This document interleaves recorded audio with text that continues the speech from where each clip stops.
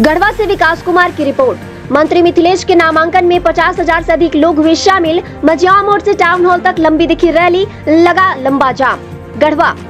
गढ़वा विधायक झारखंड सरकार की पेयजल एवं स्वच्छता, पर्यटन, कला, संस्कृति, खेलकूद एवं युवा कार्य विभाग मंत्री मिथिलेश कुमार ठाकुर के नामांकन में सोमवार को जन सैलाब उमड़ पड़ी। करीब 50,000 लोग मंत्री के नामांकन रैली में शामिल हुए।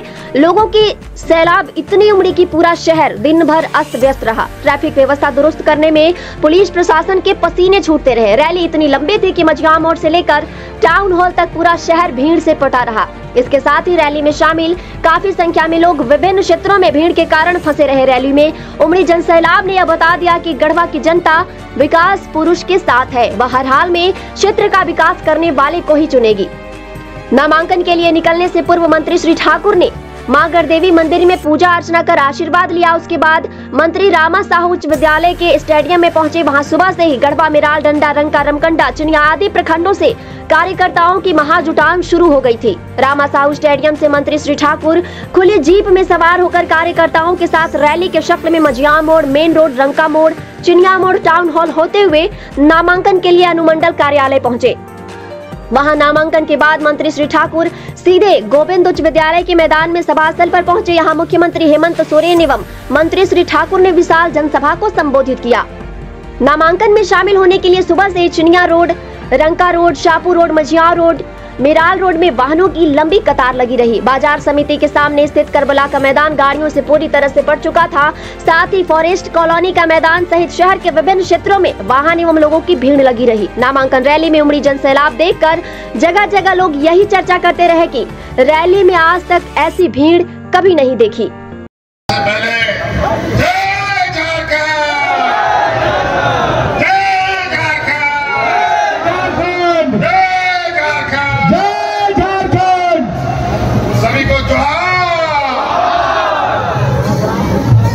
समय कम है। आज हम लोगों ने बंसीधर नगर से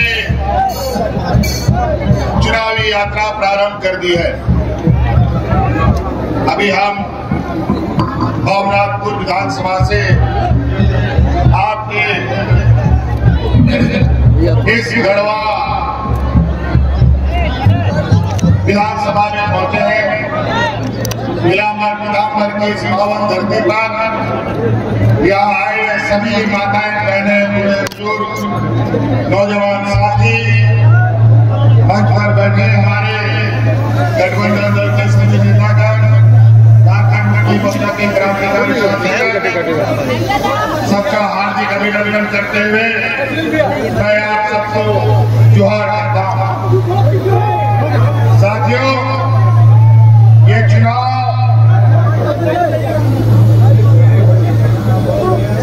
फिर से इस राज्य में घोषणा हो गई है, लेकिन ये चुनाव अपने निश्चित सीमा से पहले चुनाव का घोषणा हुआ है। ये झारखंड के इतिहास में पहली बार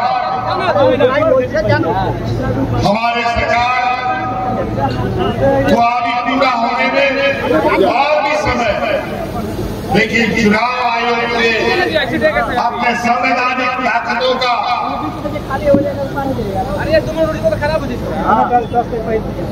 इस तरीके से उपयोग कहीं न कहीं ये चिंता का विषय है कि किसी भी सरकार को अपने समय सीमा तक काम क्यों नहीं करने दिया जा रहा है। आज जिस तरीके से संवैधानिक संस्थाएं केंद्र सरकार की कठपुतली बनकर भारतीय जनता पार्टी के विरोध आवाज उठाने वाले लोगों की आवाजों को कुचला जा रहा है, वो देश में किसी से छुपा नहीं और कोई अजूबा नहीं, और उसका जीता जाता उदाहरण आज आपके सामने ये हेमंत सोरेन खड़ा है। भैया या तो कुछ करना तो भैया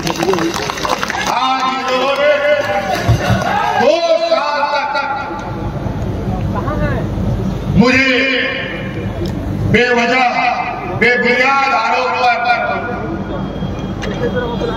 पहले तो सरकारी कामों में अड़चनें डाली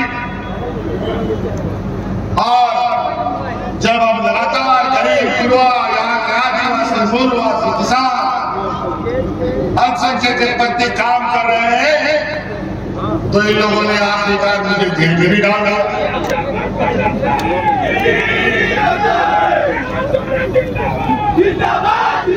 लेकिन इन लोगों ने सरकार ने सोचा कि जैसे और सब राज्यों में भारतीय जनता पार्टी के अंदर भ्रष्ट नेता देख करके उनके पार्टी में जा रहे हैं, हम पर झूठा आरोप लगा करके उनके सामने हेमंत सोरेन की लेकिन उनको पता नहीं है ये शिबू सोरेन का बेटा है, हेमंत सोरेन का है ना कभी किसी के सामने।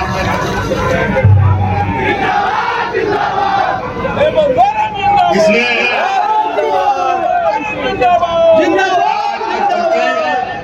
जो हमारी संवेदना है इस राज्य के लिए जो हमारा संकल्प है, जब तक हम सब पूरा नहीं करेंगे तब तक हमें कोई रोक नहीं सकता। आज इसलिए इनको तकलीफ है यहाँ की महिलाओं को सशक्त करने का, इनको तकलीफ है यहाँ के किसानों को मजबूत करने का। क्या हुआ, किसानों का आय दुगना करने की बात करने वाली है भारतीय जनता पार्टी के लोग कहाँ चले गए? आज किसानों का आंदोलन से 1000 किसान की मौत चली गई, लेकिन न किसानों का आय दुगना हुआ न एमएसपी उनका बस की घोषणा हुई। आज हमारी सरकार ने इस राज्य के किसानों का 2 लाख रुपया का ऋण वापस करने का काम किया। हमें पता है इस राज्य में गरीब युवा किसान मजदूर कितने बच्चे के हैं, इसीलिए आज हमारी हर एक योजनाएं ऐसी है जो हमारे गरीब युवा को मजबूत करने का काम करेगा। आज आप याद कीजिए हम तो सरकार बनाए हैं, एक तो ये राज अपने आप में गरीबी और पिछड़ापन का 10 झेलता है। गढ़वा इससे अछूता नहीं रहा है। गढ़वा तो ऐसा एक राज्य का कोना है न हमेशा से प्राकृतिक समस्याएं भी और सरकार की नजरें यहाँ तक पहुंच भी नहीं पाती थी। और आज 5 साल के अंदर कोरोना के चुनौती से लड़ते हुए और इन मेहमानों के साथ भी लड़ते हुए इस गढ़वा क्षेत्र को, बलाबो मंडल को, चाहे वो बिजली हो, चाहे पानी हो, चाहे यहाँ के हेमंत भैया जिंदाबाद। आज देखेंगे आपका ये शहर के अंदर में ना यहाँ के ये सामने खड़ा नीलांबर बराबर सांस्कृतिक भवन आज से 5 साल पहले इसका क्या मिथिलेश ठाकुर भैया जिंदाबाद से 5 साल पहले या कलेक्टर भवन का आज देख लीजिए रिंग रोड कैसे बना, आज सड़कों का जाल कैसे आ रहा है। आज यहाँ पर 24 घंटे नहीं तो 18 घंटा। मैं सभी का स्वागत करता हूँ, अभिनंदन करता हूँ और यहाँ हजारों हजार की संख्या में आज जो एक इतिहास आप लोगों ने बनाने का काम किया है और लोकतंत्र को आप लोगों ने इतना मजबूत करने का काम किया है और आप लोगों ने ये बताने का काम किया है कि हमारा लोकतंत्र, भारत का लोकतंत्र दुनिया का सबसे मजबूत लोकतंत्र है। इस लोकतंत्र को चाहे कोई कितना भी चाह ले कमजोर नहीं कर सकता है। और हमारे बाबा साहब भीमराव अंबेडकर जी के संविधान को जो लोग बदलने के काम करते हैं उनको आप लोगों ने करारा जवाब आज देने का काम किया है और वैसे लोगों को भी आप लोगों ने करारा जवाब देने का काम किया है जो जनता को वो समझते हैं कि जनता बेवकूफ है। जनता का वोट हम जात में बांट के, हिंदू मुसलमान में बांट के, धार्मिक भावना फैला के, हम मंदिर मस्जिद में बांट के जनता का वोट लूट लेंगे।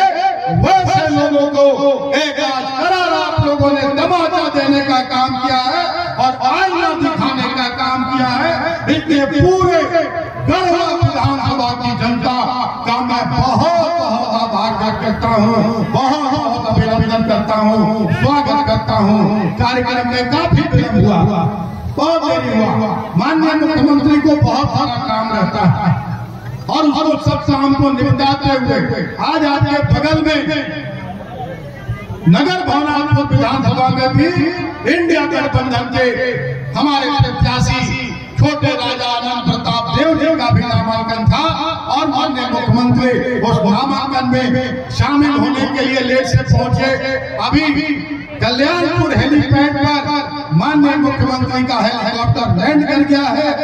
2 से 3 मिनट के अंदर माननीय मुख्यमंत्री आपके बीच यहाँ पहुंचने वाले हैं, जिन्होंने आपको एक नई पहचान देने का काम किया। 2024 ये साल है और 24 साल का आपका युवा झारखंड हो गया। 24 साल का आपका झारखंड हुआ, 19 साल तक सिर्फ आपका वोट लूटा गया और इस राज्य को लूटने लुटवाने का काम किया गया। यहाँ की जल जंगल, यहाँ की जमीन, यहाँ की खनिज संपदा सिर्फ लुटवाने का काम किया गया है, लूटने का काम किया गया।